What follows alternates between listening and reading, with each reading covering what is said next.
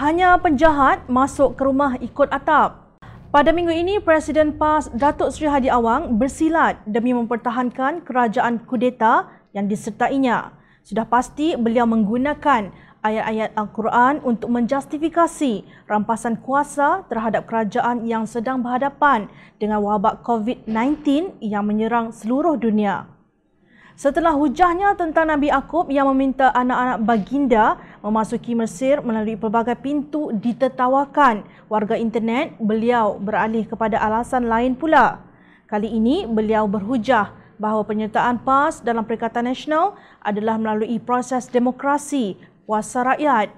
Itu konsep demokrasi sama ada melalui pilihan raya umum ataupun melalui wakil-wakil rakyat yang dipilih oleh rakyat. Ini adalah untuk mengambil alih pemerintahan melalui atap, bukan oleh pintu belakang, coretnya di Haraka Daily.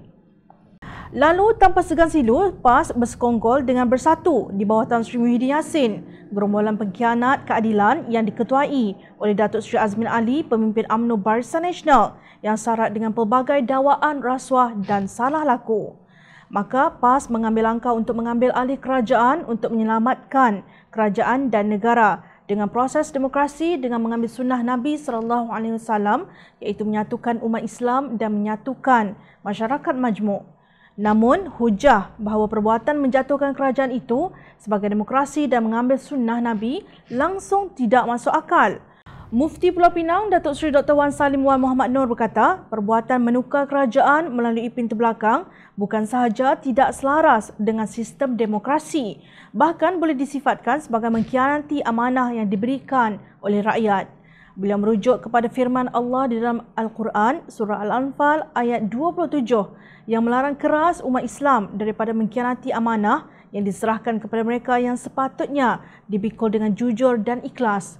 Malah di dalam sebuah hadis yang dilaporkan oleh Imam Ahmad bin Hanbal, Nabi SAW bersabda yang bermaksud tidak sempurna iman seorang yang tidak beramanah. Takutlah kepada Allah yang maha mengetahui isi hati makhluknya dan ingatlah kepada hari akhirat nanti di mana masing-masing kita akan berhadapan dengan pengadilan ilahi yang akan menentukan kesudahan nasib seseorang sama ada mendapat nikmat syurga yang abadi atau tersiksa di dalam neraka. Wa'iyyazubillah, tegas beliau. Sedangkan sebelum ini Hadi berkali-kali datang menemui Tun Dr. Mahathir Mohamad untuk menyatakan sokongan PAS kepada bekas Perdana Menteri itu. Rupanya semua itu adalah sandiwara. Mereka datang hanya untuk melihat-lihat bahagian bumbu mana di rumah Pakatan Harapan yang lemah, yang atapnya boleh ditebuk. Ketahuilah hanya penjahat yang masuk ke rumah ikut atap. Walhal tujuan pengkhianat dari dalam Pakatan Harapan iaitu Menteri Hal Ehwal Ekonomi Datuk Seri Muhammad Azmin Ali hanya mahu menghalang Datuk Seri Anwar Ibrahim daripada menjadi Perdana Menteri.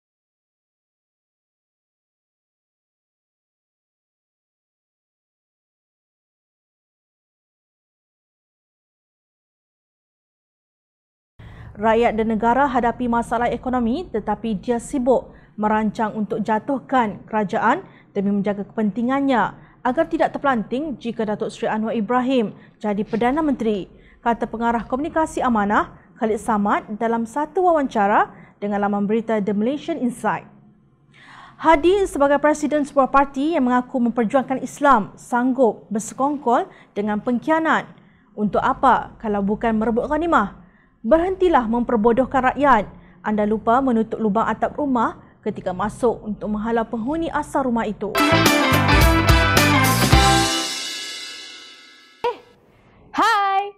Jangan lupa klik kanan untuk rentasan berita, klik kiri untuk keratan berita dan jangan lupa untuk subscribe kami tau.